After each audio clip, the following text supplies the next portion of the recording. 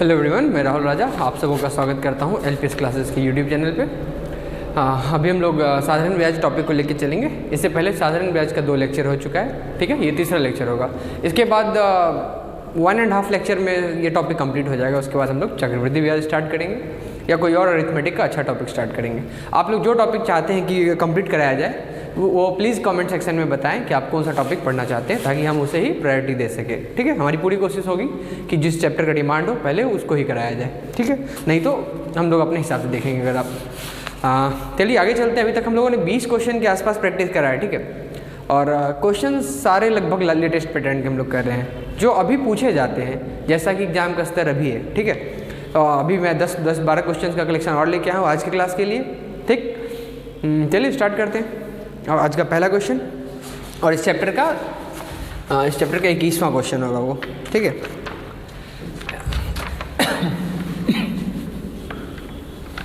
Question आपकी screen पे। सीता अपने पैसे को साधारण ब्याज की दर पर निवेश करती है। ठीक है, एक निश्चित समय के बाद मूलधन और मिश्रधन का अनुपात 2:5 हो जाता है। यानी कुछ समय के बाद मूलधन यानी प्रिंसिपल और अमाउंट का रेशियो, मिश्रधन का रेशियो कितना हो जाता है? 2:5 हो जाता है। एवं इसके 8 वर्ष बाद मूलधन एवं मिश्रधन का अनुपात कितना हो जाता है? 8 वर्ष बाद मूलधन एवं मिश्रधन का अनुपात कितना हो गया? यहाँ देखिए विगन P/A2। ठीक, कितना हो जा रहा है इसके? 2:7। कब? 8 वर्ष के बाद। यानी ये पैसा कुछ समय के लिए लगाया गया था तो 2 रुपया 5 रुपया हो जाता था। ठीक है, 8 साल और छोड़ दिया गया तो अभी ये पैसा 7 रुपया हो जा रहा है। यानी मिश्रधन 8 साल के बाद मिश्रधन कितना? 5-7 हो जा रहा है। ठीक है ना, यही हो रहा है कि 8 वर्ष में मिश्रधन 5 से 7 हो जा रहा है। तो मिश्रधन जो बढ़ा, ये क्यों बढ़ा? क्योंकि ब्याज हमें और मिला। पैसा 8 वर्ष के लिए निवेश ही रहा तो 8 वर्ष में ब्याज भी तो मिलेगा। तो ब्याज वही मिला है। ये ब्याज जो 2 रुपया मिला कितने में? 8 वर्ष में। ठीक है, और हमसे पूछा गया है दर बताएं, यानी ब्याज का दर बताएं। देखिए मूलधन कितना था? 2 रुपया। ब्याज 8 वर्ष का 2 रुपया दिया हुआ है। ठीक है, इसका समय नहीं पता, इसका समय नहीं पता है, लेकिन इन दोनों के गैप का तो पता है ना। 8 साल के गैप में ब्याज कितना मिला? 2 रुपया। ठीक, तो साधारण ब्याज का फॉर्मूला हम लोग का क्या होता है? P/R/T/100। सबसे बेसिक फॉर्मूला ये है। ठीक है, तो अभी देखिए आपका साधारण ब्याज कितना मिला? 2 रुपया। 2 रुपया साधारण ब्याज मिला। मूलधन कितना? 2 ही है। ठीक है, प्रिंसिपल तो 2 ही है। रेट नहीं पता है, समय तो पता है। यानी 2 रुपया जो मिला कितने में? 8 वर्ष में। तो ये कितना हो गया? 8/100।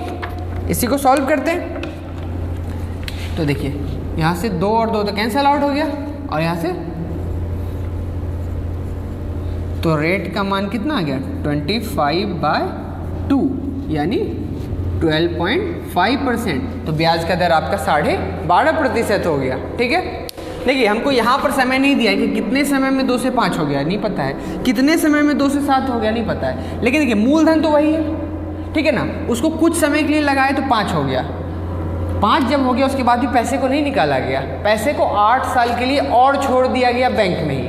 ठीक है, तो बैंक अगर 8 साल के लिए छोड़े तो 8 साल में बैंक और ब्याज देगी ना, तो 8 साल के बाद मिश्रधन और ज़्यादा हो जाएगा।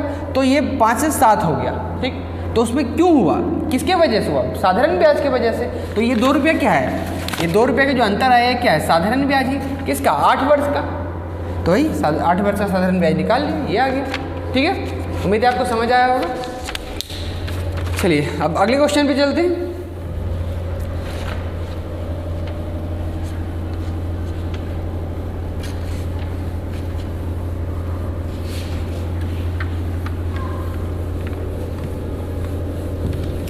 अगला क्वेश्चन आपकी स्क्रीन पे। राम अपना पैसा SI की दर से, मतलब साधारण ब्याज के दर पर निवेश करता है।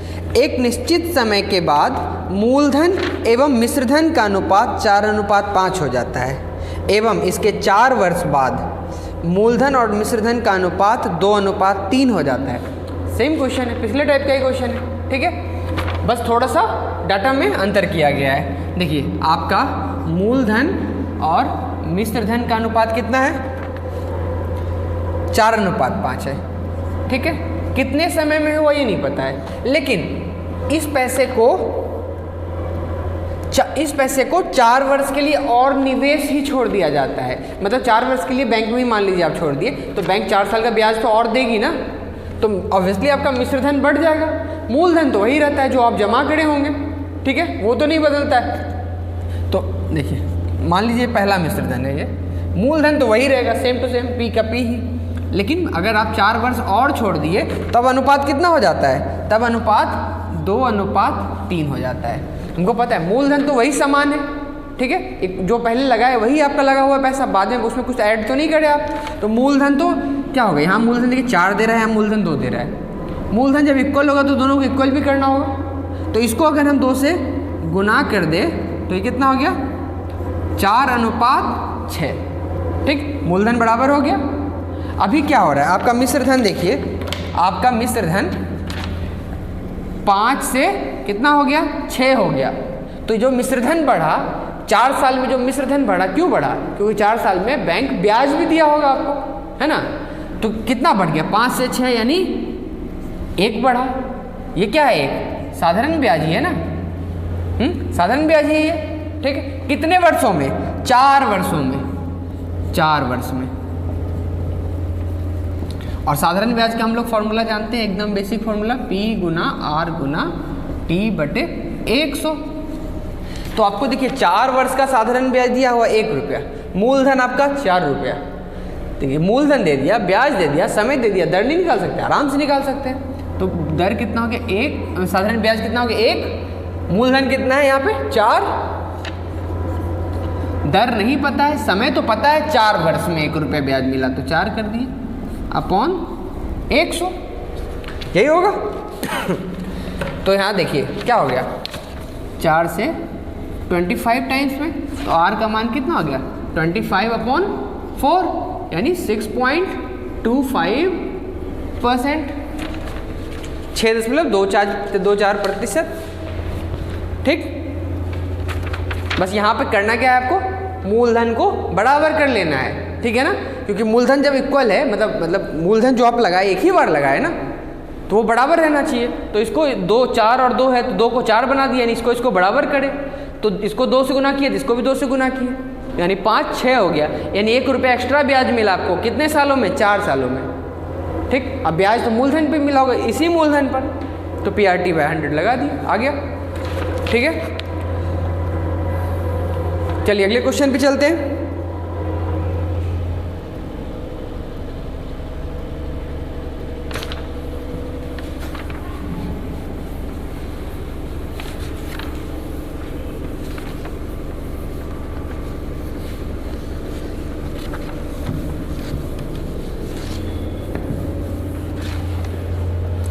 अगला क्वेश्चन 23 नंबर क्वेश्चन आपकी स्क्रीन पे। एक व्यापारी बराबर धनराशि 2 वर्षों तक जमा करता है, ठीक है, 2 वर्षों तक जमा करता है, 8% साधारण ब्याज की दर से 2 वर्ष बाद यह राशि 22,400 रुपया हो जाती है, यानी ब्याज की दर 8% है, ठीक है। तो देखिए क्या कह रहा है, एक व्यापारी बराबर धनराशि 2 वर्षों तक जमा करता है, यानी एक तो पहला वर्ष जमा किया, आज जमा किया, फिर अगले साल फिर जमा किया, ठीक, तो 2 धनराशि है।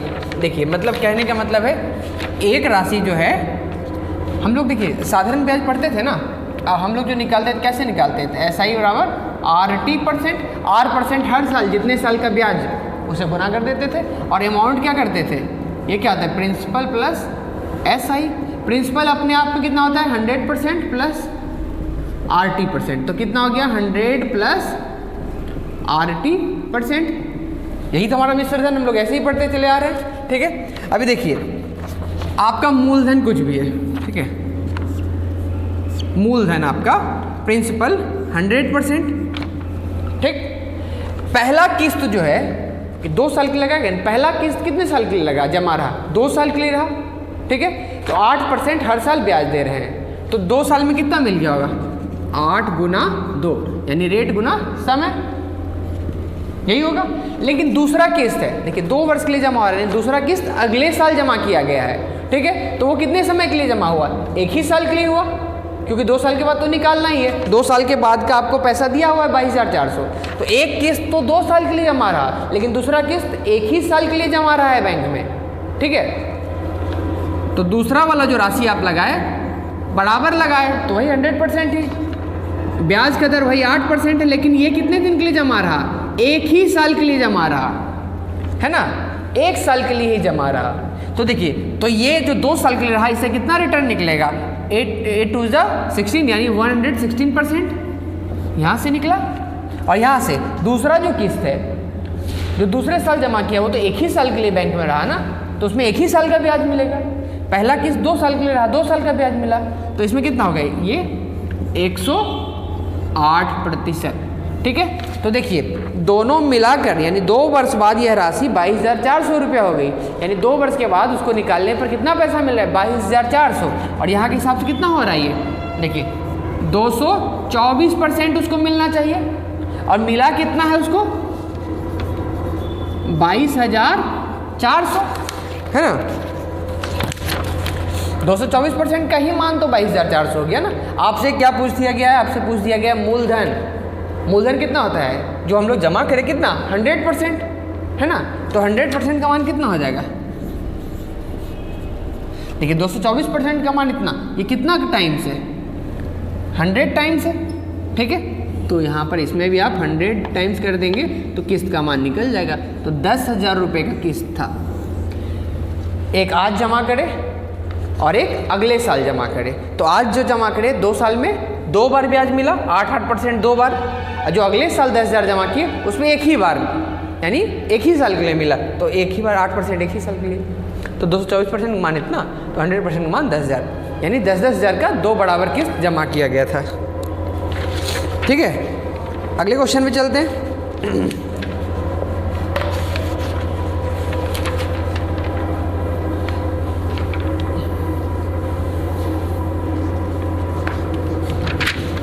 इसका आंसर 10,000 था, ठीक है।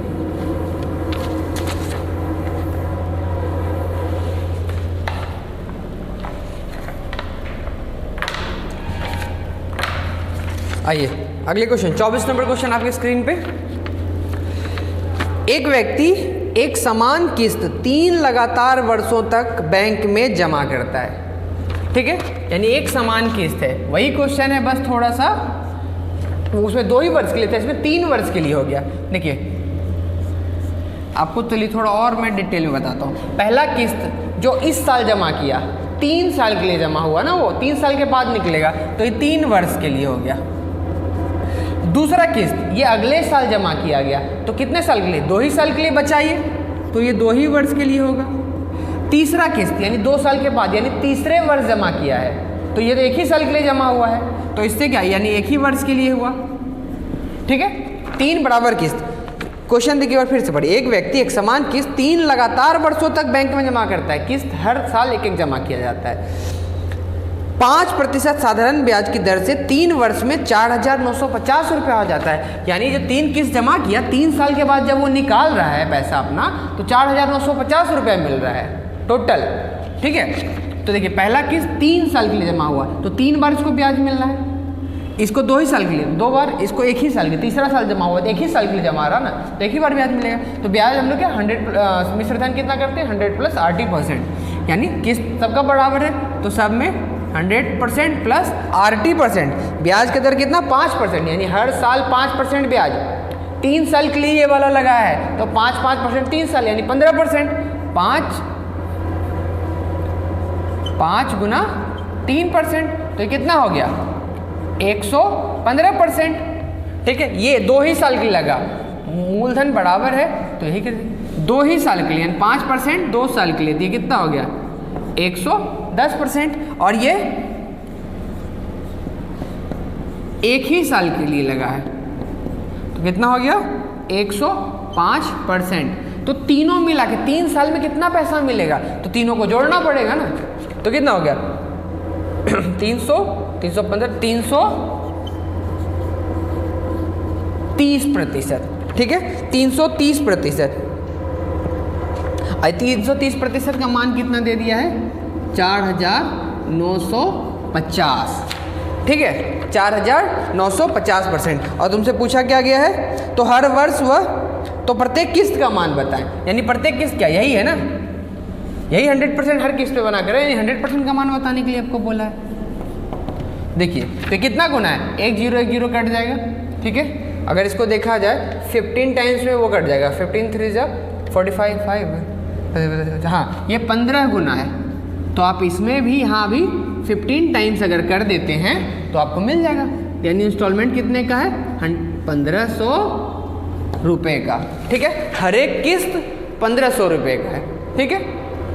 तो यहाँ 1500 रुपया, पहला किस्त 1500 3 साल के लिए, दूसरा किस्त 1500 2 ही साल के लिए, और तीसरा किस्त 1500 1 ही साल के लिए जमा रहा, कुल मिलाकर उसको इतना पैसा मिला, ठीक। चलिए अगले क्वेश्चन पे चलते हैं। आसान क्वेश्चन है ये सब, ठीक है। अगर नहीं समझ पा रहे तो इसको दोबारा देखिए, ठीक है। क्वेश्चन बहुत ही बेसिक क्वेश्चन है, मतलब स्टैंडर्ड क्वेश्चन है लेकिन सॉल्यूशन बहुत बेसिक है इसका। ये तो इतना समझाने के लिए लिख रहे हैं, आप लिखिएगा सीधा क्या 3 को जोड़िएगा, इतना लिखने की जरूरत क्या है? 100% 5 साल पर 115 110 सीधा ये लाइन लिखना है आपको और इक्वेट कर देना है, वहाँ निकल जाएगा। अगला क्वेश्चन 25 नंबर आपकी स्क्रीन पे।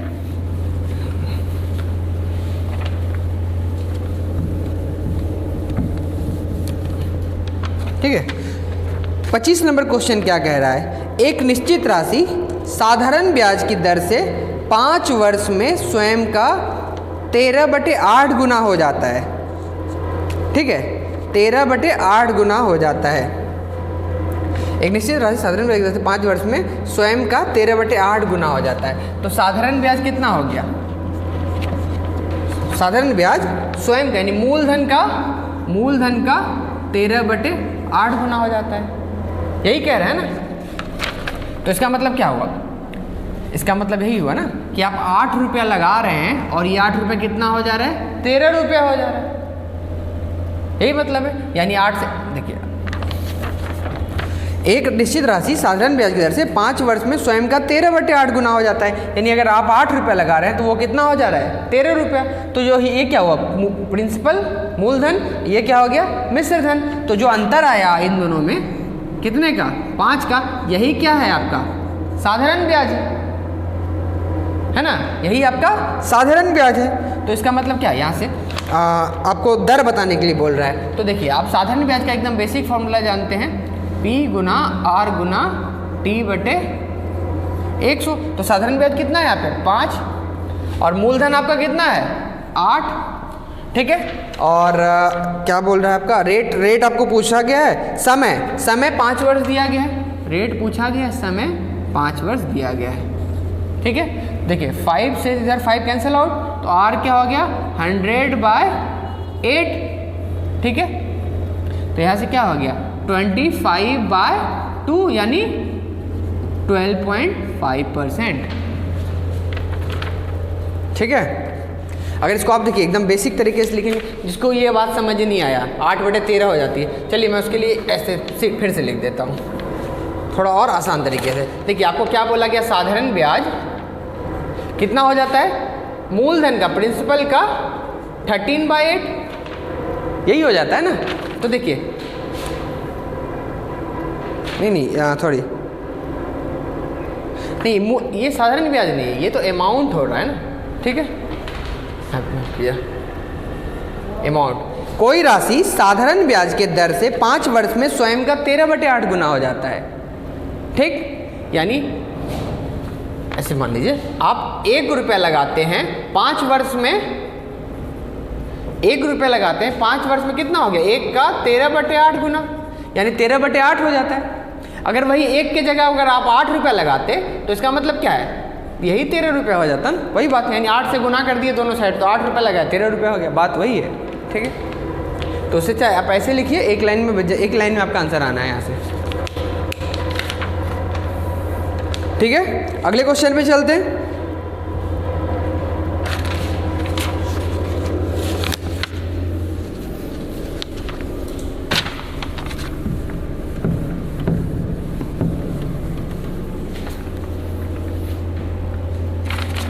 क्वेश्चन नंबर 26, एक धनराशि का साधारण ब्याज 10 वर्षों में मिश्र धन का 3/8 गुना हो जाता है।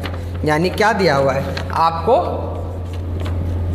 साधारण ब्याज और मिश्र धन का रेशियो दे दिया है। देखिए क्या कह रहा है, एक धनराशि का साधारण ब्याज 10 वर्षों में मिश्र धन का 3/8 हो जाता है। मिश्र धन का 3/8 कहने का मतलब क्या, अगर मिश्र धन 8 रुपये है तो आपका ब्याज 3 रुपये है। 3/8 का मतलब क्या, 8 रुपया मिश्र धन है तो 3 रुपया ब्याज है, यही मतलब हो गया।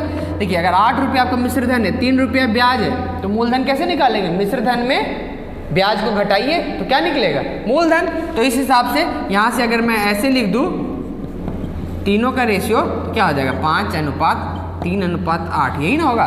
5 रुपये लगाए, 3 रुपये ब्याज मिला, तो मिल के कितना, मूलधन प्लस ब्याज 8 रुपये। ठीक, तो आपको क्या पूछा गया, ब्याज की दर पूछा गया। तो ये साधारण ब्याज का फॉर्मूला आप जानते हैं ना, P गुना R गुना T बटे 100।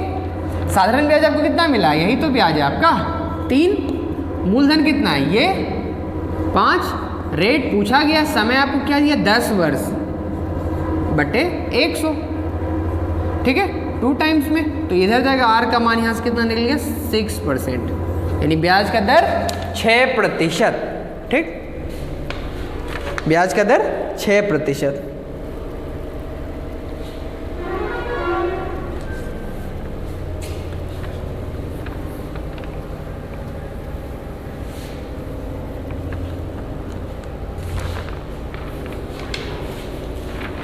चलिए अगले क्वेश्चन पे चलते हैं, 27 नंबर क्वेश्चन पे। उम्मीद है आपको समझ आ गया होगा।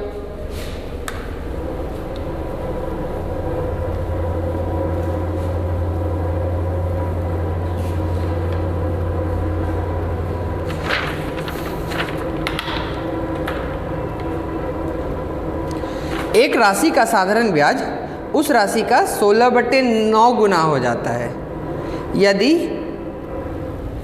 दर और समय का संख्यात्मक मान बराबर हो तो ब्याज का दर बताएं। ठीक है, देखिए क्या बोल रहा है, एक राशि का साधारण ब्याज उस राशि का 16/9 गुना हो जाता है। यानी अगर आप 1 रुपया लगाए हैं तो ब्याज कितना हो जा रहा है 16/9 रुपया।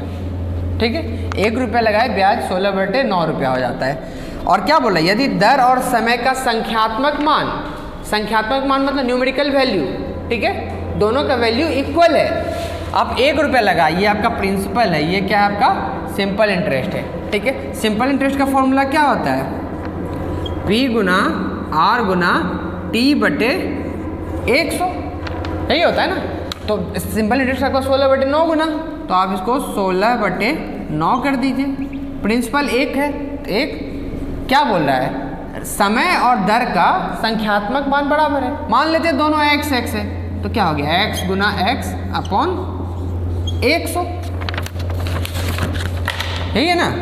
तो क्या हो गया, ये 100 उधर चला जाएगा, तो क्या हो गया 1600/9, इधर क्या हो गया x²। अब स्क्वायर इधर जाएगा तो रूट में बदल जाएगा, तो x का मान कितना निकल गया, x का मान निकल जाएगा इससे 40/3, है ना। 1600 का स्क्वायर रूट 40, 9 का स्क्वायर रूट 3, x का मान 40/3। तो रेट क्या हो गया, रेट आपका हो गया 40/3%। अगर समय पूछा जाता तो 40/3 ईयर्स, 40/3 वर्ष, यही है, संख्यात्मक मान दोनों का बराबर है ना।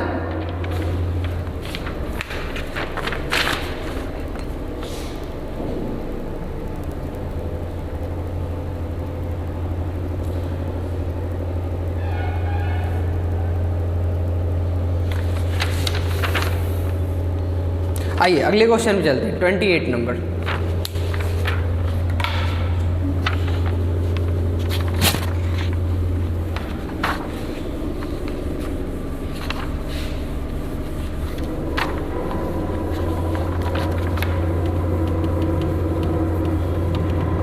ठीक है, 28 नंबर क्वेश्चन आपकी स्क्रीन पे। एक व्यक्ति एक समान धनराशि 2 अलग अलग बैंकों में 12% SI की दर से 5 वर्ष के लिए एवं 3 वर्ष के लिए जमा करता है। दोनों से प्राप्त ब्याज में 288 रुपये का अंतर है, तो प्रत्येक राशि का मान बताएं। ब्याज का दर कितना है, ब्याज का दर 12% है, यानी दो बैंकों में जमा करता है, दो अलग अलग बैंक में, लेकिन दोनों बैंक का रेट क्या है, 12% ही है। मान लीजिए पीएनबी भी 12% दे रहा है, स्टेट बैंक भी 12% ही दे रहा है, ठीक है। लेकिन एक बैंक में आप 5 साल के लिए जमा करते हैं और दूसरे बैंक में 3 साल के लिए, ठीक है, तो ब्याज में कुछ ना कुछ तो अंतर आना ही है। 12% ब्याज का दर मतलब क्या, हर साल 12% मिलेगा आपको, आपके मूलधन का, आप जितना पैसा लगाएंगे उसका 12% ब्याज मिलना है। तो 12% जो आप लगाए, 12% जो लगाए, एक लगाए 5 वर्ष के लिए और एक लगाए 3 वर्ष के लिए, तो 12% वार्षिक है ना, होता है ना, तो हर साल 12%, तो 5 साल में यहाँ से कितना परसेंट ब्याज मिलेगा, साधारण ब्याज 60%, और यहाँ से 36%, यहाँ 5 साल के लिए वहाँ से 60% ब्याज मिलना है, मूलधन का 60%, और यहाँ से 36% मूलधन का। तो ब्याज में अंतर कितने का आया, दोनों में अंतर 24% का ब्याज आया, अंतर आया 24%, और इसी का मान आपको दिया हुआ है ना, कितना, 288 रुपये, 288 रुपये। और आपसे क्या पूछ दिया गया है, प्रत्येक राशि का मान बताएं, यानी मूलधन बताएं। मूलधन कितना होता है, 100%, पहले क्लास में ही बेसिक डिस्कस करें, ठीक है। तो यहाँ से कितना हो गया, 24, 1, 12 बार में ये गुना करने से आ जाता है, ठीक है, 12 बार में। तो यहाँ भी आप 12 से गुना करेंगे तो इसका मान निकल जाएगा। तो प्रत्येक राशि क्या हो गया, 1200 रुपया। 1200 रुपया जमा करता है दोनों बैंक में, एक में 5 साल के लिए, एक में 3 साल के लिए। तो यही जमा करने वाली राशि यानी यही हो गई, ठीक है।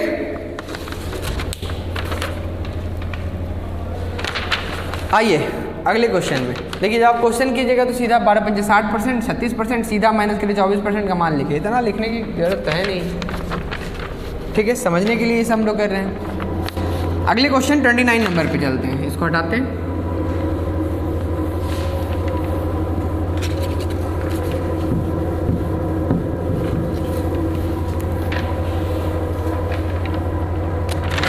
अगला क्वेश्चन है, एक व्यक्ति एक समान धनराशि दो अलग अलग बैंकों में 5% की दर से 5 वर्ष के लिए एवं 4% की दर से 4 वर्ष के लिए जमा करता है, ठीक है।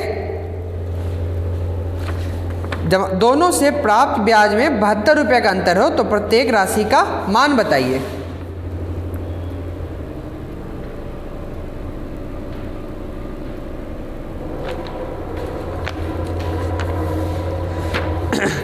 देखिए यहाँ फिर क्या कह रहा है, क्वेश्चन की शुरुआत में देखिए, एक व्यक्ति एक समान धनराशि, यानी दोनों ही बैंक में वो बराबर ही पैसा लगा रहा है। 28 नंबर क्वेश्चन में भी वही था, एक समान धनराशि था, बराबर ही। आप 1200 जो निकाले थे वही मतलब दोनों बैंकों में जमा करे थे। यहाँ भी वही चीज़ है, आपका जो भी इंस्टॉलमेंट में जो भी पैसा आप लगा रहे हैं, एक बैंक में लगाए आप कितने समय के लिए, 5 वर्ष के लिए 4% के दर से। तो ब्याज आपका क्या होगा, 4% हर साल, 5 साल में कितना ब्याज मिलना है आपको, 20% ब्याज मिलेगा।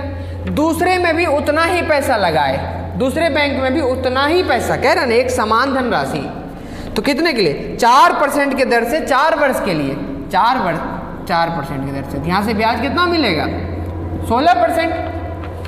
5% के, सॉरी ये 5 वर्ष है ना, ये 5 वर्ष है, 5 वर्ष 5% के दर से, ठीक है। तो ये कितना हो गया, ये 25 हो गया ना, 25%। और यहाँ पर 4 वर्ष के लिए 4% के दर से 16%। ये क्या है, ब्याज ही है ना,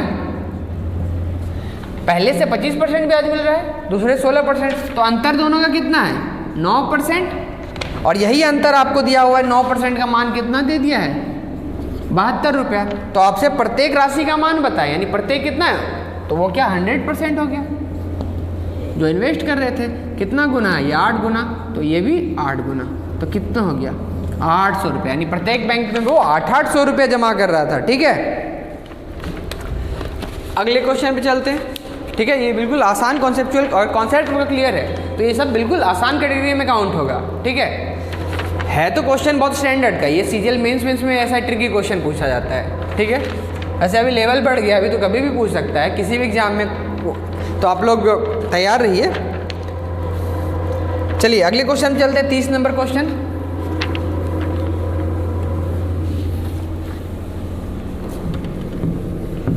ठीक। इसका अगले 1.5 लेक्चर में ये साधारण ब्याज टॉपिक खत्म हो जाएगा। ठीक है, इसके बाद एक और लेक्चर आएगा, या हो सकता है 2 लेक्चर भी लग सकता है। कोशिश करेंगे अगले लेक्चर में इसको पूरा फिनिश कर देने का। ठीक है, आप बस इन क्वेश्चंस को बार बार बनाइए, कम से कम 2-3 बार इसको रिवाइज कीजिए। ठीक है, ये बहुत ही कॉन्सेप्चुअल क्वेश्चन है, बहुत ही ट्रिकी क्वेश्चन है। सारे क्वेश्चन लगभग एक लाइन में किया जा सकता है। ठीक, वो समझाने के लिए इतना कुछ लिखना पड़ता है, लेकिन आप जान रहे हैं सबको एक लाइन में निपटाया जा सकता है। दिखता है टफ, उलझा हुआ क्वेश्चन, लेकिन कॉन्सेप्ट क्लियर है तो वो बहुत आसान क्वेश्चन है ये सब।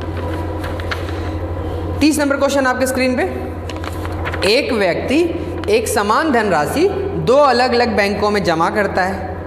पहले में 16% दर से 6 माह के लिए। ठीक है, एक समान, देखिए यहाँ पर फिर से बोला कि एक समान धनराशि, यानी दोनों बैंकों में बराबर बराबर पैसा ही जमा किया। पहला बैंक का ब्याज दर 16% का है और उसमें 6 महीने के लिए ही पैसा रखता है। दूसरे बैंक का ब्याज दर 12% है और उस बैंक में ये 7 महीने के लिए पैसा रखता है। ठीक है, तो दोनों से प्राप्त साधारण ब्याज का अंतर 150 रुपये। बिल्कुल पिछले सा क्वेश्चन है, बस हल्का सा चेंज किया गया इसमें। अभी देखिए, आप एक समान पैसा नहीं लगाए, पहले बैंक में लेके गए पैसा आप, यहाँ रेट क्या आपका 16%, कितने दिन के लिए? 6 माह के लिए। ठीक है, 6 माह के लिए। और हम लोग ब्याज का दर क्या जानते हैं? वार्षिक होता है, 16% हर वर्ष, तो यानी महीना को साल में बदलना पड़ेगा, क्वेश्चन बन जाएगा। ठीक, यही पैसा दूसरे बैंक में लेके जाया गया, वहाँ पे ब्याज का दर कितना है? 12% ही है। और कितने समय के लिए जमा किया? 7 माह के लिए। 12% वार्षिक, ब्याज का दर वार्षिक है। 6 माही, तिमाही, जब तक लिखा ना हो तब तक नहीं मानना है। ठीक है, तो वही हो गया ये 6 माह। अभी आप 6 माह को साल में बदलिएगा तो किससे भाग दीजिएगा? 12 से, तो साल में बदल जाएगा ये, तब ये माह हट जाएगा। यहाँ पर भी 7 में आप 12 से भाग दे दीजिए तो ये भी साल में बदल गया। ठीक, अभी देखिए यहाँ कटता है, हाँ कट जाता है। 6 से 2 बार में और 2 से 8 बार में, तो यहाँ से ब्याज कितना मिला? 8% साधारण ब्याज मिला।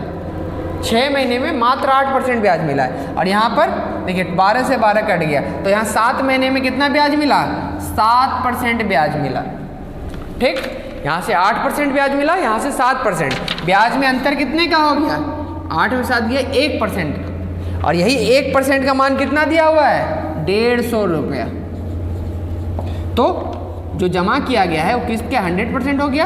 100% का मान देखिए 150 गुना है, तो यहाँ भी आप 150 गुना करेंगे तो कितना हो गया? 15,000 रुपये। ठीक है, 15,000 रुपये, यानी हर एक बैंक में 15,000 रुपये।